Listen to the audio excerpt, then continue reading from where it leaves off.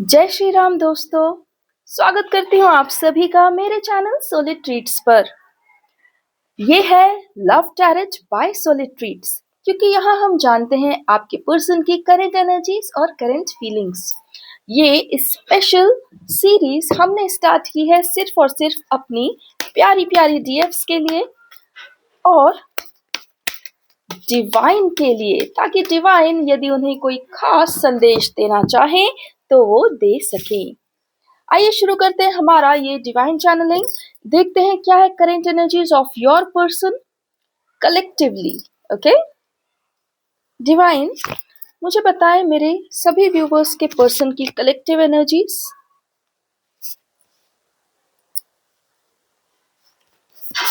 Okay cards आ रहे हैं। चलिए 4 कार्ड्स हमारे पास हैं।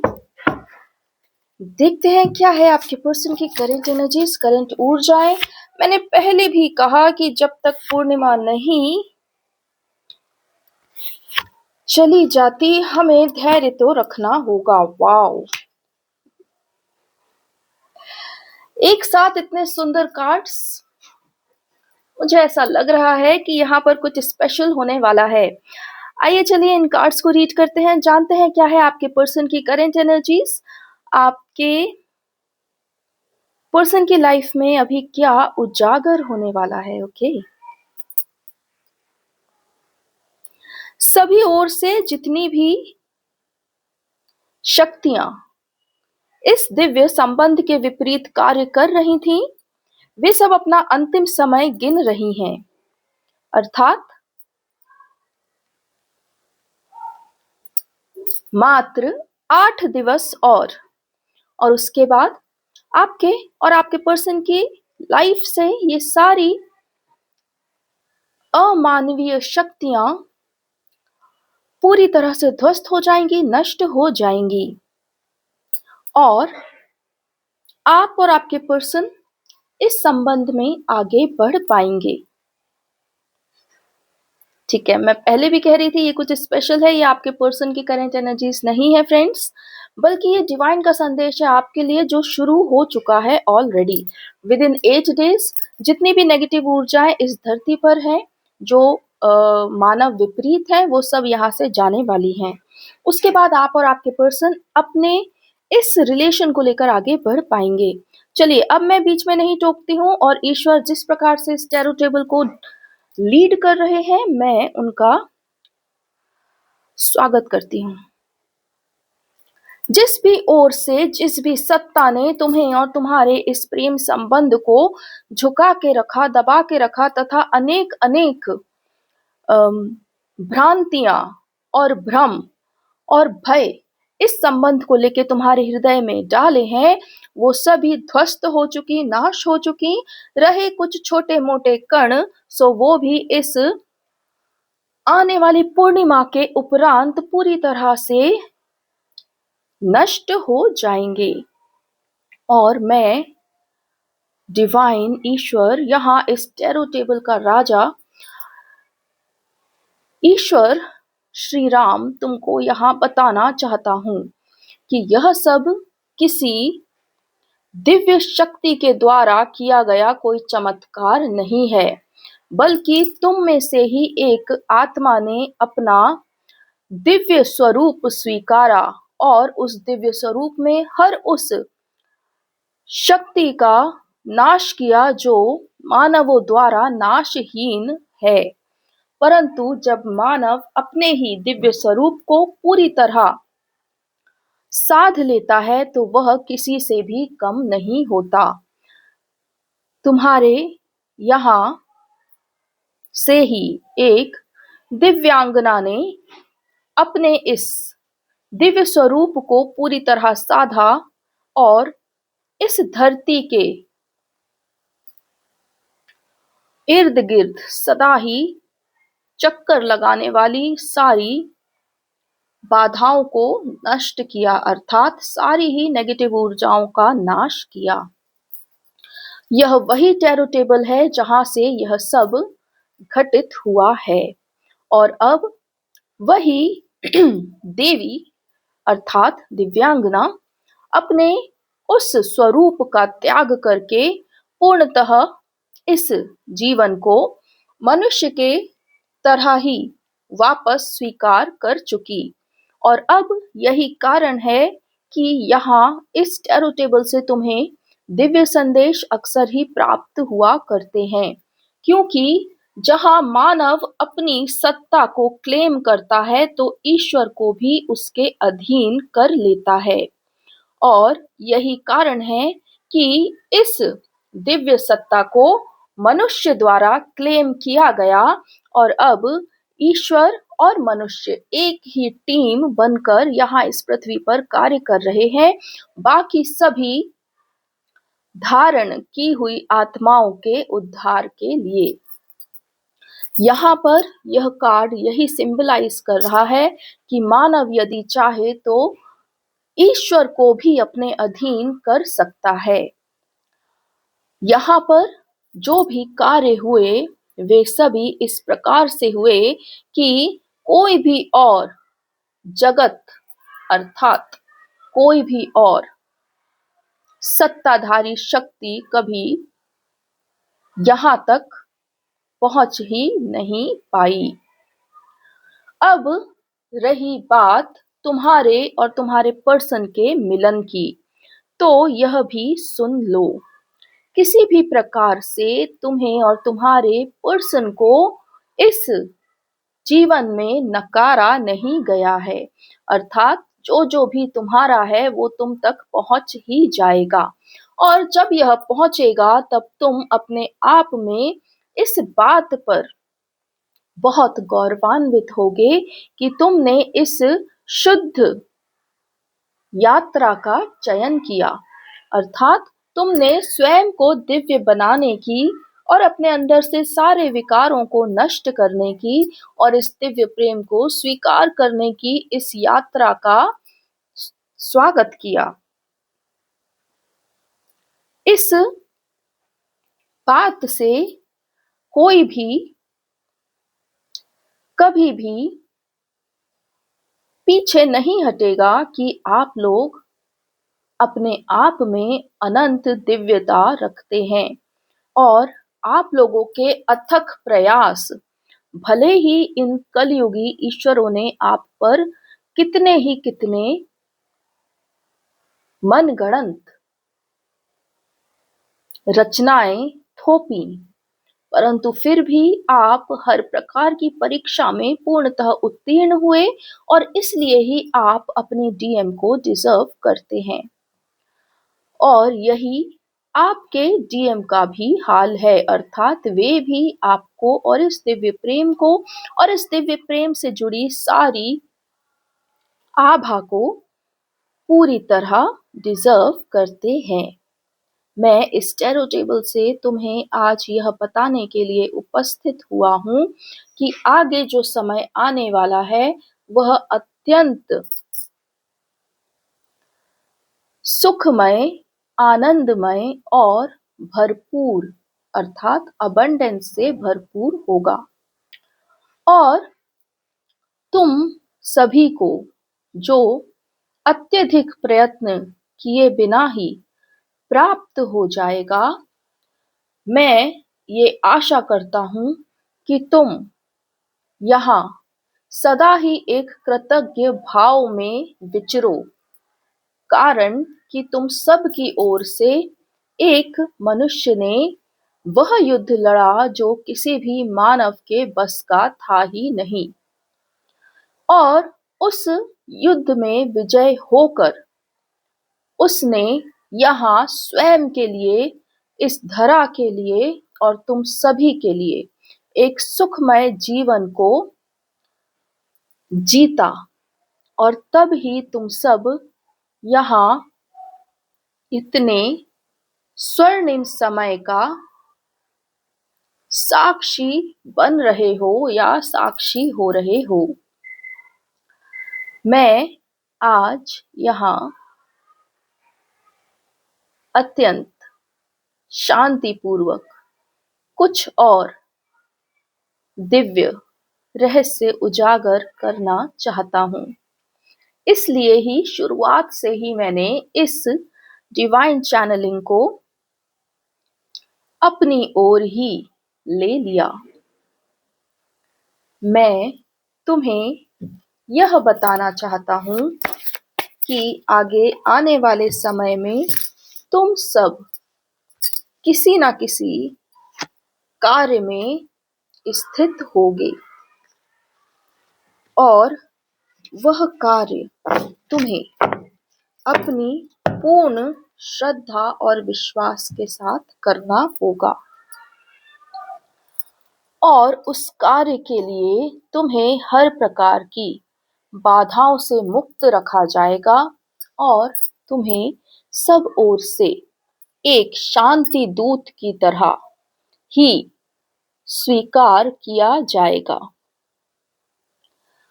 परंतु यह कार्य एक दिव्य कार्य है जिसमें तुम दोनों अर्थात डीएम और डीएफ तुम दोनों को ही अपनी पूर्ण श्रद्धा के साथ उपस्थित होना होगा।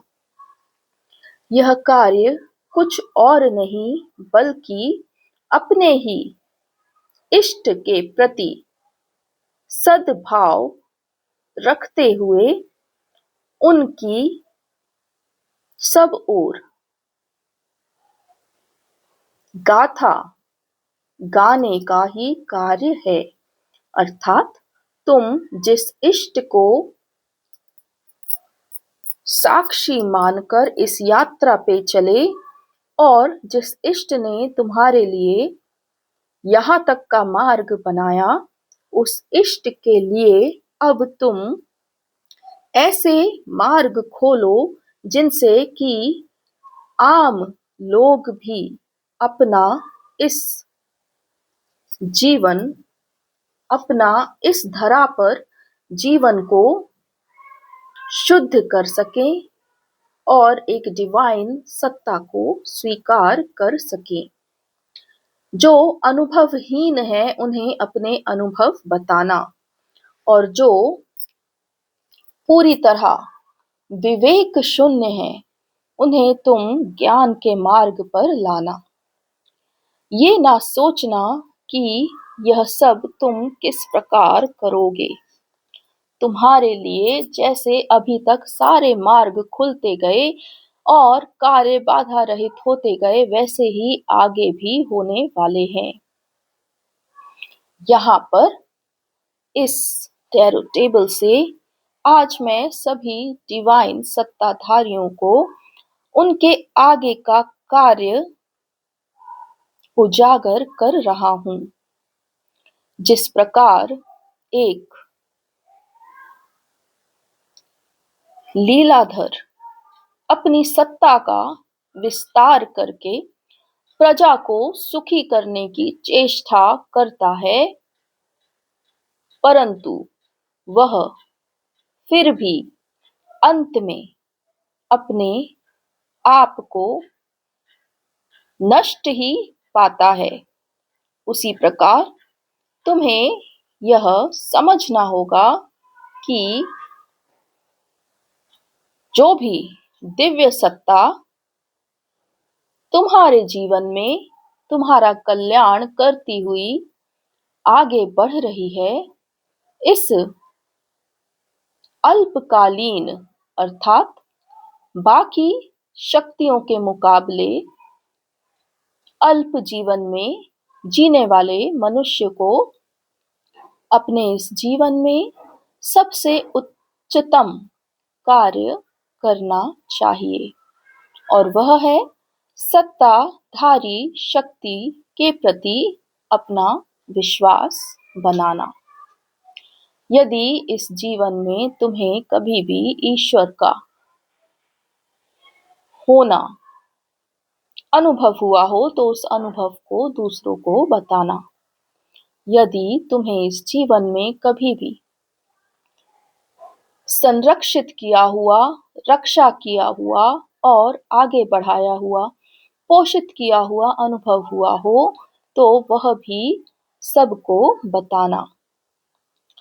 कारण कि इस कलयुग में ऐसी अनंत आत्माएं हैं, अर्थात जिनकी गिनती भी नहीं की जा सकती। ऐसी असंख्य आत्माएं हैं जो पूरी तरह कली के सामने ध्वस्त हो चुकी और अपना अपना सद्मार्ग खो चुकी। लेकिन आत्मा कभी भी भटकती नहीं। जब तक वह बुद्धि और भय से आगे बढ़ती रहती है, तब तक ही भटकाव होता है। जब आत्मा अपने इष्ट की आवाज को पहचान लेती है, तो उसके जीवन से सारा भटकाव खत्म हो जाता है। यहाँ जितने भी डिवाइन कपल्स मेरे साथ जुड़ रहे हैं, उन्हें अपने जीवन में यदि कोई भी कर्म करना श्रेष्ठ है, उचित है, मान के अनुसार है, तो वह केवल यही कि तुम इस संसार में सभी कलयुग के द्वारा भ्रष्ट की हुई बुद्धियों को उचित मार्ग पर लाने के लिए जो सत्य सत्ता है, अर्थात सत्य भावना, सत्कर्म, सत्धर्म और सत तत्व से निर्मित की हुई शक्ति है, उसके विषय में सभी को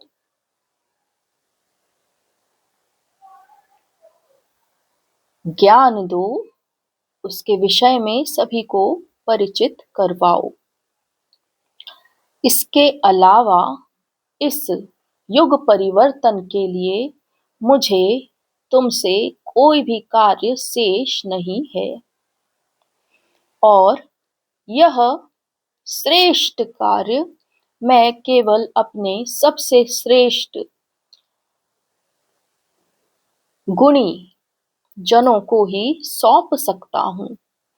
ऐसे सत्ताधारी मनुष्य जो मेरे अंतर्गत हैं और मेरे ही इस युग निर्माण में पूरी तरह समर्पित हैं। यदि तुम्हारे हृदय में इस बात को लेकर कोई भी विचार आवे, तो जान लेना कि अभी तुम्हारा पूरी तरह कायाकल्प होना बाकी है। बाकी जिन भी श्रेष्ठ आत्माओं को यह कार्य ही उत्तम और श्रेष्ठ लगे, वो अपने अपने पूर्ण परिवर्तन को प्राप्त हो चुके, अर्थात दिव्यता को प्राप्त हो चुके और अब वो मेरे कार्य के लिए पूरी तरह उपयुक्त हैं। आज यहाँ तुम्हें तुम्हारे पर्सन की करंट एनर्जी नहीं मिली, परंतु तुम्हें वह ज्ञान मिला जो तुम्हें और तुम्हारे पर्सन को आगे इस जीवन में बढ़ने के लिए सशक्त करेगा। इसलिए इस बात को अपने भीतर विचार कर भी देखना कि क्या एक पूरी तरह मोक्ष को प्राप्त हो चुकी आत्मा जिस गंतव्य को जा रही है, जिस लोक को जा रही है, जिस सुख को पा रही है, क्या उसका यह कर्तव्य नहीं बनता कि वो सुप्त आत्माओं को भी अपने ही इस दिव्य मार्ग पर प्रेरित करें, अपने ही उस दिव्य गंतव्य तक लाने के लिए उन्हें भी जागृत करें। यदि तुम्हें मेरी किसी भी बात में कोई भी खोट लगे, तो स्वयं को और समय दो और फिर अपने आप का पुनः आकलन करो। इसी धरा पर एक समय ऐसा भी था जब अनेकानेक धर्म गुरु सिर्फ और सिर्फ स्वयं की सत्ता बिठाने के लिए मेरे पुत्र पुत्रियों का नाश करते जा रहे थे। यदि उस समय इन दिव्य आत्माओं ने पुनः धर्म की स्थापना ना की होती, घर घर जाकर गीत ना गाए होते, सबको बुला बुला कर बैठा बैठा कर ईश्वर के विषय में ना बताया होता, तो अज्ञान और अधर्म ही इस संपूर्ण धरा को खा चुके होते और अज्ञान और अधर्म का असली चेहरा तुम इस कलयुग में देख ही चुके हो। अब यहाँ इस पृथ्वी को कुछ भी अशुभ देखना बाकी नहीं रह गया। अब केवल शुभ की ओर ही यह धरा जाएगी और पूर्णतः सशक्त होने के नाते तुम लोगों को मैं यहाँ बुला रहा हूँ, चेता रहा हूँ। इस धरा ने जिस प्रकार स्वयं का सुख स्वयं ही निर्माण किया, उसी प्रकार अब इस मनुष्य समाज का सुख मनुष्य को स्वयं ही निर्माण करना है। परंतु फिर भी तुम्हारे पास तो यह वीर दिव्यांगना है, जिसने पहले ही तुम्हारे लिए सारा मार्ग बना दिया। अब केवल तुम्हें चलना शेष है। अब मैं यहाँ इस ज्ञान का अंत करता हूँ, अर्थात इसे यहीं रोकता हूँ, क्योंकि अब बारी तुम्हारी है। तुम्हें सोचना है, समझना है, सीखना है और जानना है कि तुम धर्म को चुन रहे हो या अधर्म को।